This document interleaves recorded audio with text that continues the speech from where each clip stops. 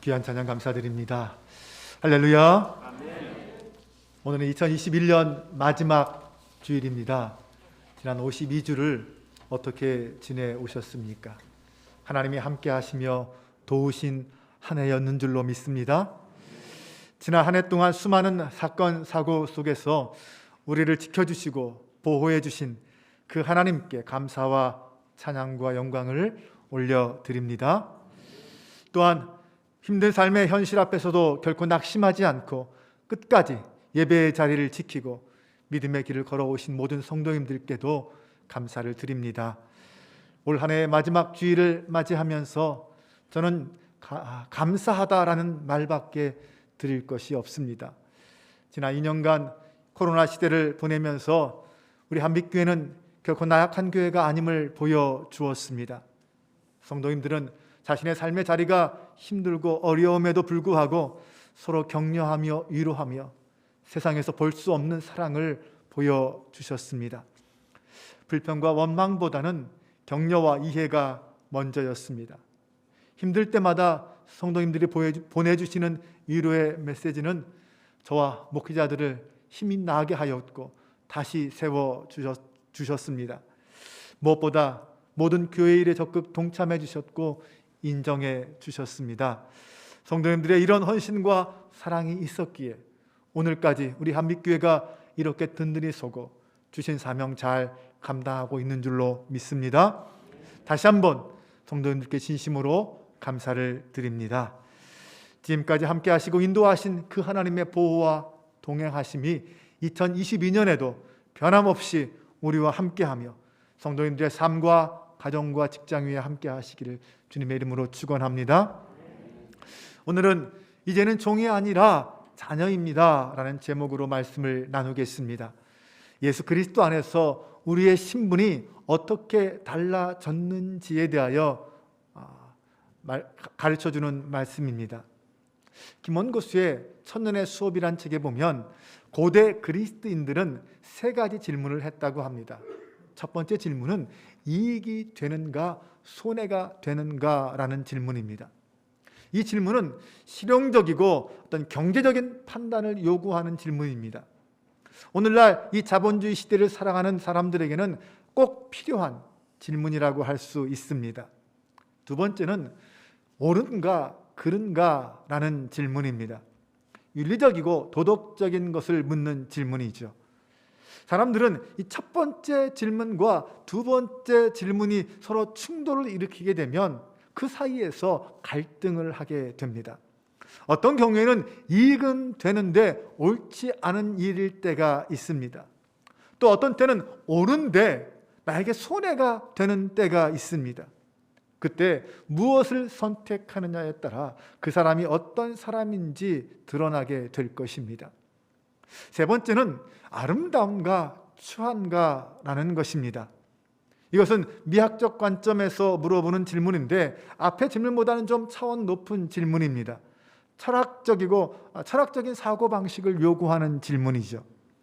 오늘 이 세 가지 질문 중에 여러분은 주로 어떤 질문을 하며 살아가십니까? 사실 우리가 살아가면서 만나는 여러 가지 문제들은 어느 한 가지 질문에만 해당하지는 않습니다. 복합적으로 섞여 있어서 그 다양한 질문들을 다 가지고 생각하며 판단하고 결정해야만 합니다. 그 중에 어떤 결정과 판단하는 데 있어서 판단을 하는 데 있어서 나에게 가장 중요한 영향을 끼치는 질문이 무엇인가에 따라 우리의 삶이 달라지게 될 것입니다. 여러분들은 무엇이 여러분 삶에 가장 큰 영향을 끼치고 있습니까?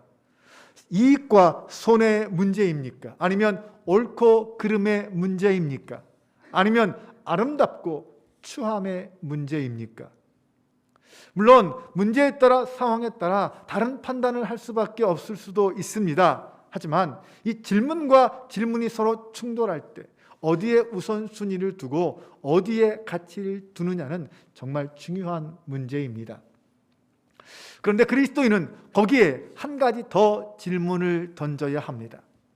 하나님이 기뻐하시는가? 싫어하시는가? 하나님의 뜻인가? 아닌가? 성경적인가? 아닌가? 라는 질문입니다. 성도의 결정과 판단의 기준은 우선 하나님의 뜻이 먼저여야 합니다. 그것이 하나님의 뜻이 아니라면 아무리 옳고 아무리 돈을 많이 벌어도 기꺼이 포기할 수 있는 믿음과 용기가 우리에게 있어야 합니다. 세상은 그런 사람을 그리스도인이라고 부릅니다. 갈라디아서는 갈라디아 교회에 들어온 유대주의자들로부터 복음을 지키고 갈라디아 교회가 가지고 있는 여러 가지 문제들을 해결하기 위해서 쓰여진 편지입니다. 여기서 유대주의자라는 것은 예수님을 믿는다고 하지만 유대인들의 율법을 버리지 못한 사람들을 말합니다. 그들은 바울이 갈라디아 교회를 떠난 뒤에 갈라디아 교회에 들어와서 바울이 전한 복음은 잘못된 복음이라고 주장하면서 복음을 변질시키고 사람들을 미혹했습니다. 초대교회의 가장 큰 어려움과 갈등은 바로 이 율법의 문제였습니다. 예루살렘에서 시작된 복음이 사마리아를 넘어 아시아와 유럽으로 번져나가면서 많은 이방 사람들도 복음을 받아들이게 되었고 예수 그리스도를 믿고 복음의 사람들이 되었습니다. 특히 이 수리아의 안디옥을 중심으로 해서 이방인 그리스도인들이 급격히 증가하기 시작합니다. 당시 예루살렘 교회의 중심이었던 사도들은 복음과 함께 유대인들을 통하여 약속된 그 하나님의 구원이라는 관점에서 율법과 할례도 그리스도인 되는 데 중요한 요소로 이해하고 있었습니다. 그러나 최초의 선교사인 안디옥의 바울과 바나바가 전한 복음은 율법과 할례를 전혀 이야기하지 않는 오직 믿음으로만 구원받는 복음이었습니다. 바울의 1차 선교 여행 후에 이 문제로 인해서 바울과 예루살렘 교회 사이에 갈등이 발생합니다. 그러자 예루살렘 교회는 바울과 바나바를 소환해서 일종의 신학 검증 회의를 하게 됩니다. 이 회의에서 바울과 바나바는 이방인에게는 율법과 할례를 강요하지 않는 복음을 주장하고 자신들의 경험을 토대로 이방인들은 율법과 할례 없이도 성령을 받고 구원의 역사를 경험하였다라고 보고했습니다. 하지만 유대주의자들이라고 불리는 당시 예루살렘 중심의 극단주의자들은 이 바울의 복음을 반대하여서 서로 심각한 갈등의 상황에 처하게 됩니다. 사도행전 15장에 이 사건을 자세히 기록하고 있습니다.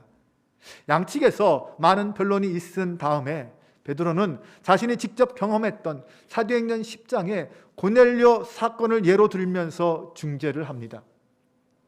베드로는 욥바에서 환상 중에 부정한 짐승을 먹으라는 하늘의 음성을 듣고 거부하자 하나님이 정하게 하신 것을 너가 부정하다 하느냐라는 말씀을 듣습니다.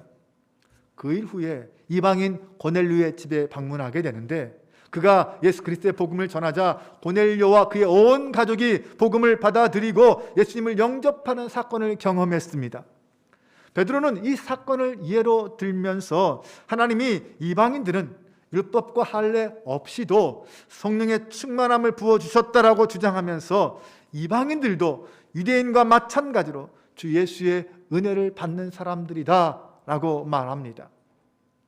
이 모든 의견들을 들은 뒤에 당시 예루살렘 교회 지도자였던 주의 형제 야고보는 이방인 중에서 예수께로 돌아오는 자를 괴롭게 하지 말자라고 하면서 이방인에게는 우상의 제물과 음행과 목매어 죽인 것과 피를 멀리하라는 이 몇 가지 최소한의 요구 조건만을 제시하고 율법과 할례는 강요하지 말자라고 제안을 하게 됩니다.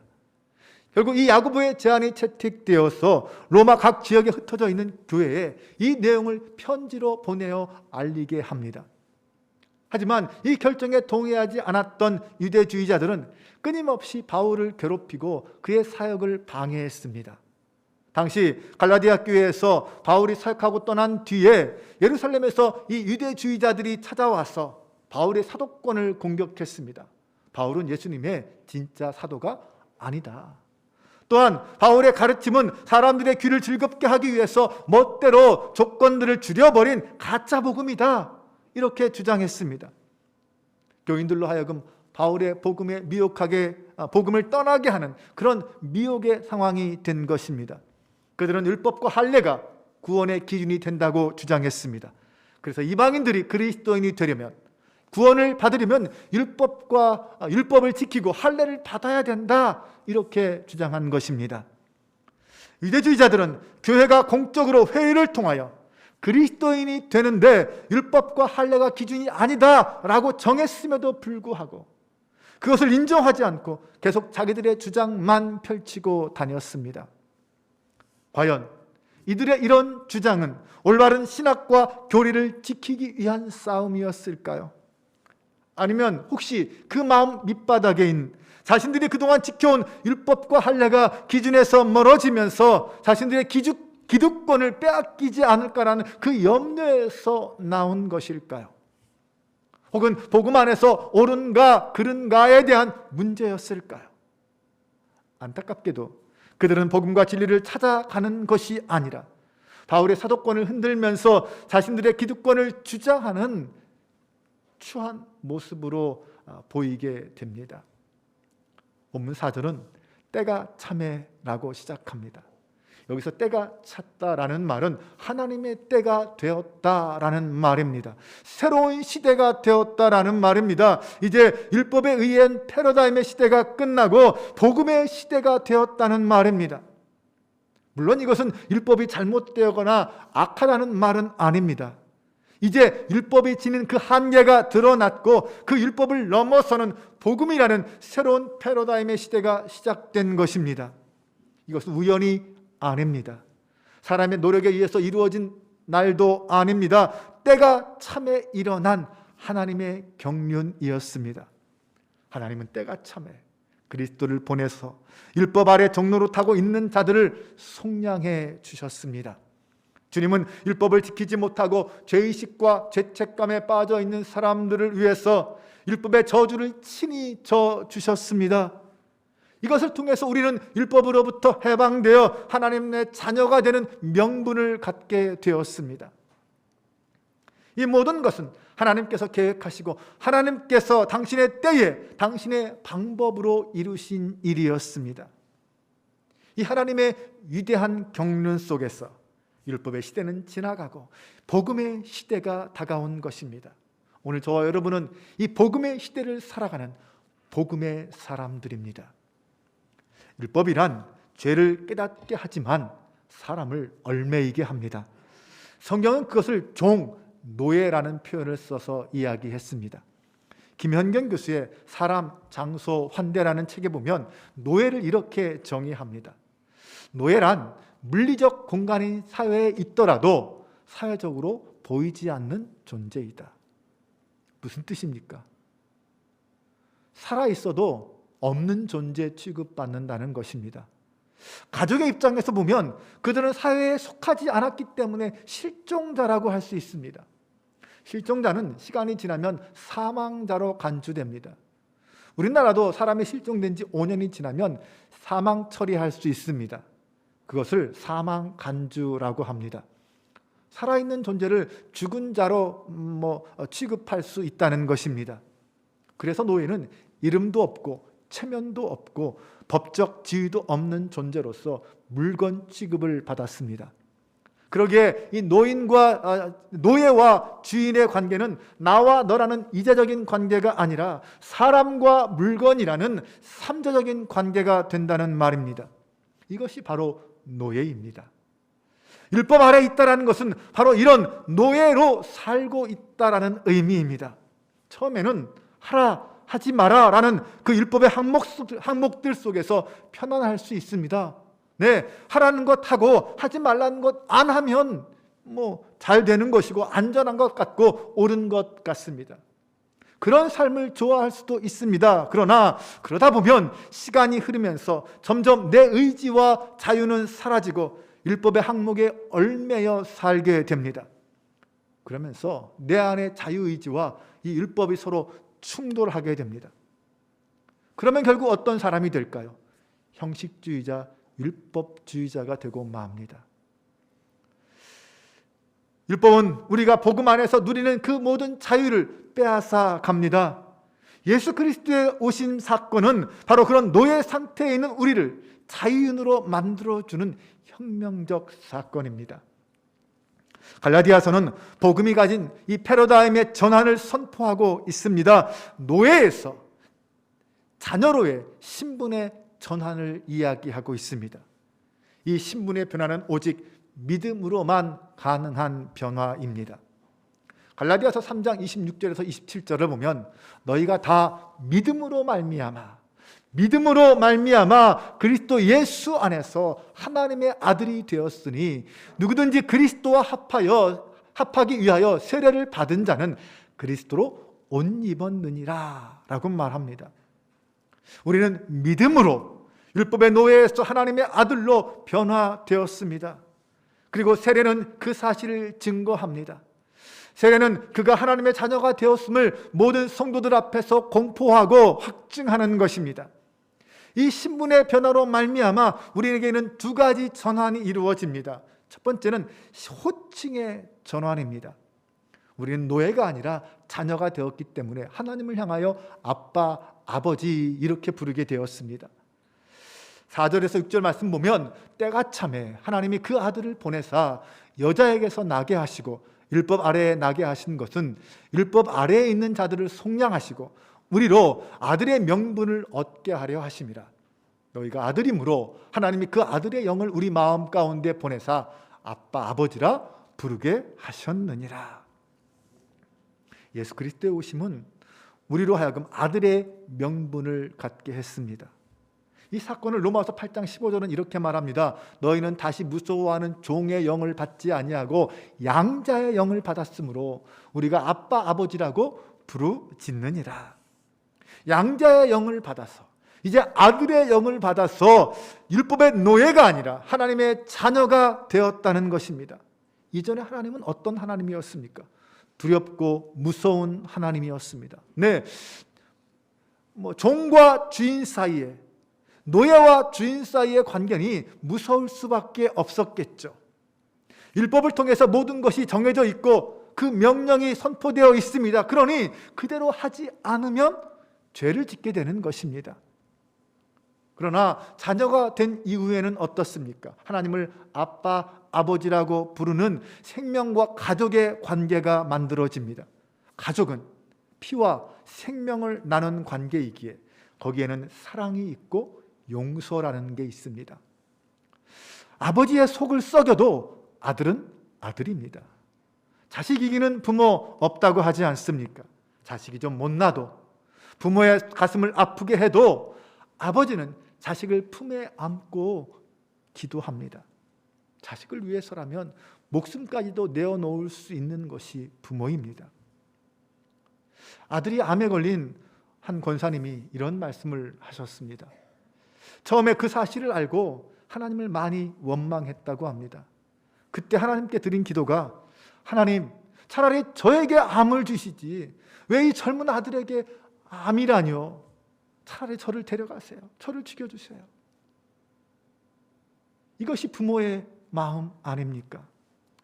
저는 하나님이 우리를 생각하시는 그 마음이 바로 이런 마음, 이런 사랑이라고 믿습니다.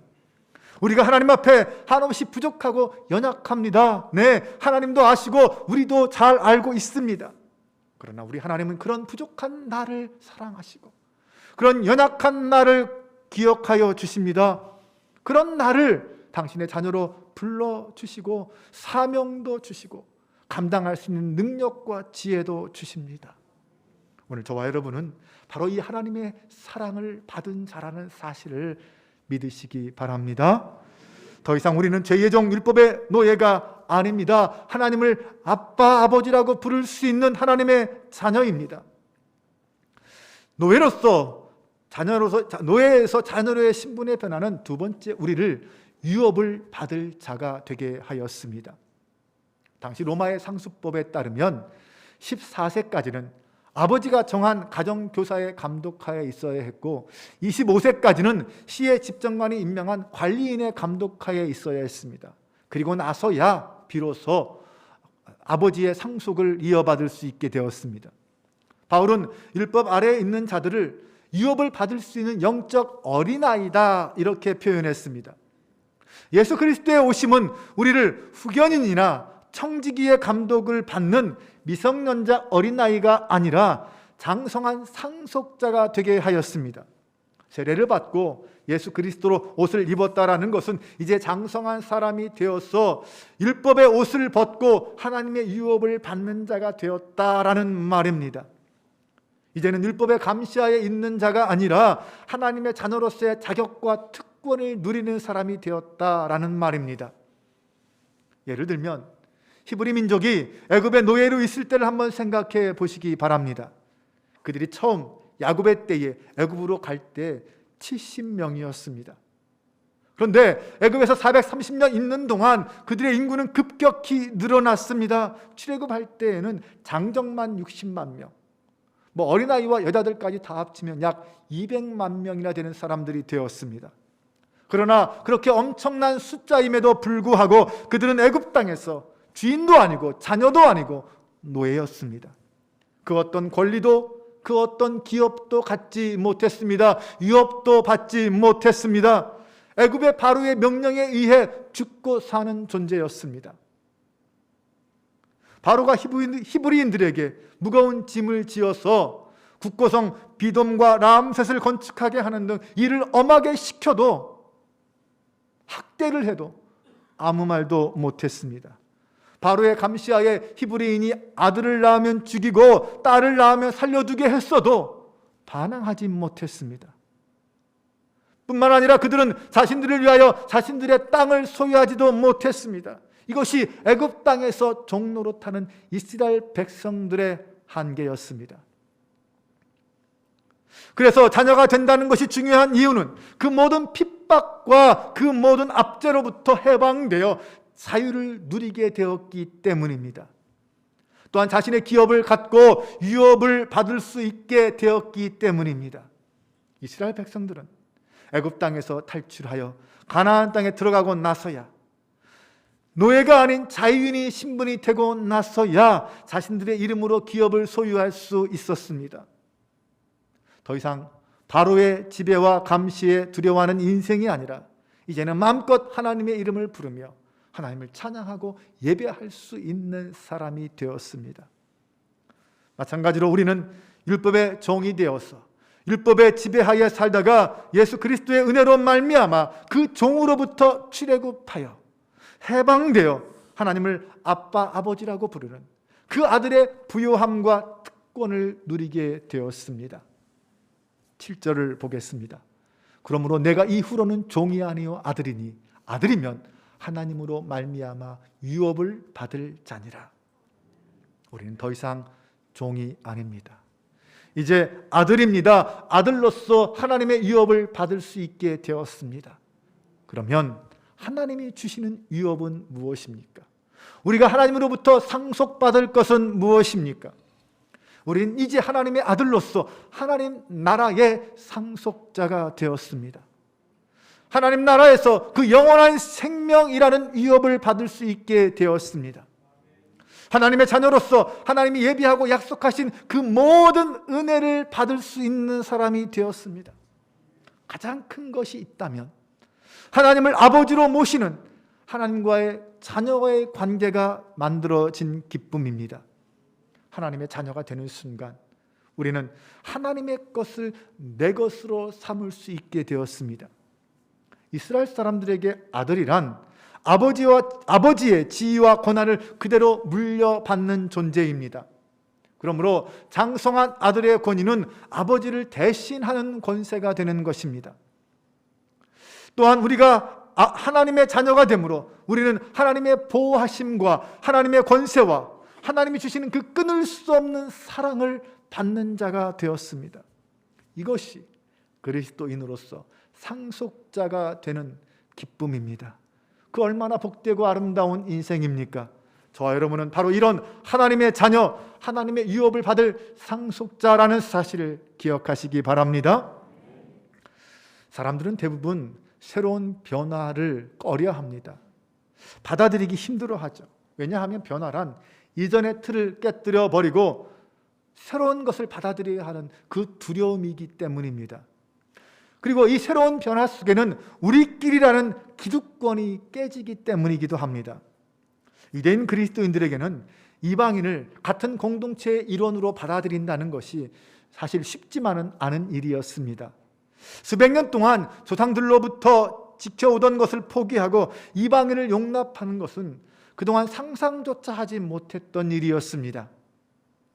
유대주의자들은 자신들도 한때는 이름 없는 히브리 노예였다가 하나님의 은혜로 하나님의 백성이 되고 자유인이 되었다라는 사실을 잊어버렸습니다. 하나님의 뜻과 하나님의 사랑과 하나님의 은혜보다 전통과 율법이 우선되었던, 더 중요하게 생각했습니다. 아니, 그들은 그것이 변하지 않은 하나님의 뜻이라고 착각하며 살았습니다. 사람들은 자신에게 주어진 은혜를 잊는 순간 다른 사람에 대하여 불관용의 원칙을 들이댑니다. 거기에 복음이 말하는 사랑이나 환대는 존재하지 않습니다. 나의 생각과 기준이 다르면 인정하지 않습니다. 나와 다른 사람, 내 편이 아는 사람으로 판단해 버립니다. 이렇게 내가 받은 은혜를 잊으면 다른 사람을 정죄하고 비난하는 것이 당연하게 생각됩니다. 이방인 그리스도인들의 입장에서 보면 그들도 나름 황당하고 답답할 것입니다. 그들은 자신이 이전에는 옳다고 믿었던 그런 철학이나 종교를 다 포기하고 기독교의 복음을 받아들였습니다. 그런데 그 속에 들어가 보니 그곳에 또한 넘을 수 없는 벽이 존재한다는 것을 알게 됩니다. 그러면 그들도 이것이 정말 복음일까? 의심하게 될 것입니다. 이러한 벽을 공식적으로 깨뜨린 사건이 바로 예루살렘 공회였습니다. 앞에서 말씀드린 것처럼 이방인 그리스도인들에게는 율법과 할례를 강요하지 않고 우상의 제물과 음행과 목매어 죽인 것과 피를 멀리하는 것만 지키라, 이렇게 결정했던 회의였습니다. 사실 이 문제는 유대주의자들만의 문제가 아닙니다. 오늘 우리도 언제든지 내 기준으로 다른 사람을 판단하고 정죄하는 사람, 과거에 얽매여서 새로운 시대의 환경의 변화를 바라보지 못하는 사람, 그래서 앞으로 나아가지 못하는 사람이 될 수 있습니다. 우리도 자신도 모르게 교회 안에 또 다른 벽을 쌓고 있는지도 모릅니다. 그 안에는 기득권이라는 것이 존재하고 나의 이익이 존재하고 나의 호칭과 권력이 존재하고 있을지도 모릅니다. 자세히 들여다보면 그런 곳에는 복음의 자유도 복음의 환대도 없습니다. 나 같은 죄인도 예수 그리스도 안에서 입양된 존재다라는 것을, 그 은혜를 잊어버리면 우리도 이렇게 기득권만 주장하고 환대를 잃어버린 그런 사람, 그런 공동체가 될 수 있습니다. 사랑하는 성도 여러분, 우리는 먼저 예수 그리스도의 복음이 이 땅의 모든 사람들 앞에 열려 있다라는 사실을 알아야 합니다. 그리고 그 복음 앞에서 우리 또한 과거엔 이방인이었다는 사실을 기억하고 새롭게 그 복음 안으로 들어오는 사람들을 환대하고 가족 공동체로 받아들여야 합니다. 그렇게 함으로써 우리는 모두 성령 안에서 믿음으로 하나 되어 예수 그리스도의 그 은혜의 풍성함을 따라 더 큰 자유와 평강을 누리며 살게 될 것입니다. 무엇보다 우리는 하나님의 한량없는 은혜로 예수 그리스도 안에서 하나님의 자녀가 되었고 하나님의 유업을 이을 자가 되었음을 기뻐하시기 바랍니다. 이 풍성한 하나님의 은혜가 여러분들의 삶과 가정과 기업 위에 2022년 한 해에도 차고 넘치시기를 주님의 이름으로 축원합니다. 기도하겠습니다.